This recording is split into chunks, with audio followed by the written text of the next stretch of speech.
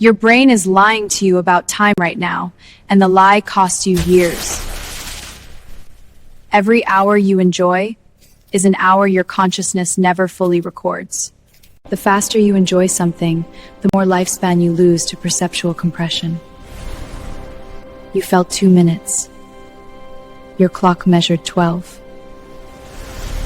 Boredom doesn't slow time, it forces you to count every second manually. Brain switches from automatic to manual timing. Each tick becomes a conscious effort. The dopamine valve tears open your temporal resolution, shredding your ability to mark passing seconds. More dopamine means fewer temporal snapshots. You stop recording, time vanishes. High engagement floods the valve. Your temporal sampling rate crashes to minimum. You experienced an instant. The clock burned through 60 seconds. You didn't lose time. You gained awareness of every excruciating millisecond. Same minute, same clock, different valves. 2 perceptions, 1 reality. What's inside your skull? The suprachiasmatic nucleus crushes your naive assumption of an internal clock ticking at constant rate. It's not a clock. It's a pressure gauge that dopamine can hijack completely. Dopamine spikes rip through your temporal encoding, shredding the resolution of each passing moment. More dopamine equals fewer temporal snapshots. Your brain stops photographing reality. Low firing, high tracking, slow time. Temporal resolution collapses under pleasure, crushing your capacity to distinguish 1 second from the next. You can't tell seconds apart when your brain stops marking them. The marks are the measurement. High stimulation. Fast forward. Gone. Memory packing density strangles your retrospective judgment, making rich hours feel like seconds in review. Packed tight, arrived fast, your brain reads dense arrival as brief duration. The attention gate slams shut on external markers, trapping you inside a flow with no temporal reference points. No external markers enter awareness. Your brain timestamps nothing. Time becomes unmoored. Narrowing. Narrowing. Gone. Consolidating. Packing. Compressing. The 2-factor model pulverizes the single clock myth. Perspective attention and retrospective memory operate as independent systems. Fun breaks the first system and overloads the second. Both fail to report time accurately. 7 days of vacation collapse into 1 compressed memory block, robbing you of 6 days of perceived duration. You lived 7 days. You remember 1. The other 6 never existed in your subjective timeline. The dopamine valve rips open your temporal filter, leaving you blind to passing hours. Same 2 seconds on the clock. Completely different durations in your skull. Cascade. Flood. Blind.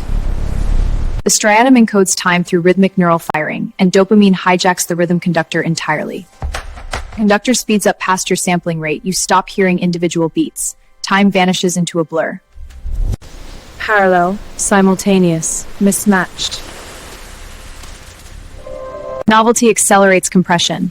Every new experience packs tighter than the last, making the path vanish faster behind you. The more novel the experience, the tighter the pack. You're building a highway that deletes itself as you walk. The oddball effect tears through your temporal uniformity, making one strange moment stretch while the rest collapse into background noise. Moment hijacks your temporal attention. It feels longer in the moment, but gets packed tighter in memory. The paradox of the oddball. Novel. Routine. Distorted. The joy crystal consumed all available bandwidth. The boredom crystal starved. Time tracking died in the overflow. Rising. Peaking. Erased. Flow state obliterates your self-monitoring circuit, which is the exact circuit that tracks temporal passage. The self-monitor is housed in your prefrontal cortex. Flow shuts it down. No monitor means no clock. You were never tracking time. The prefrontal cortex holds your temporal tracking module hostage, and flow state cuts the power supply entirely. You are fully conscious but temporally blind. Flow isn't time distortion, it's time imputation. Switch. Gone. Hours. Flow and boredom are not opposite states on one scale. They are completely different neural architectures that both destroy accurate time perception. Flow kills time through absorption. Boredom kills time through hypervigilance. Both leave you with a distorted recording. Boredom scan. Counting. Endless. Let's zoom in. This mechanism works like a pressure valve on a fire hose. Here's the step you missed. The valve. Everyone misses the valve. Dopamine doesn't speed up time. It slams the timestamp valve shut so fewer moments get recorded. Let's zoom in. This mechanism works like a bouncer at a club door. Here's the step you missed.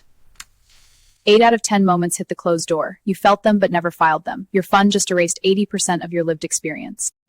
Apply. Choose. Reclaim. Your time horizon collapses under high engagement. You stop projecting forward because all resources are consumed by the present moment. When you're having fun, you can't see 5 minutes ahead. Your time horizon flattens. The future disappears into the present. Bored. Wide. Flat.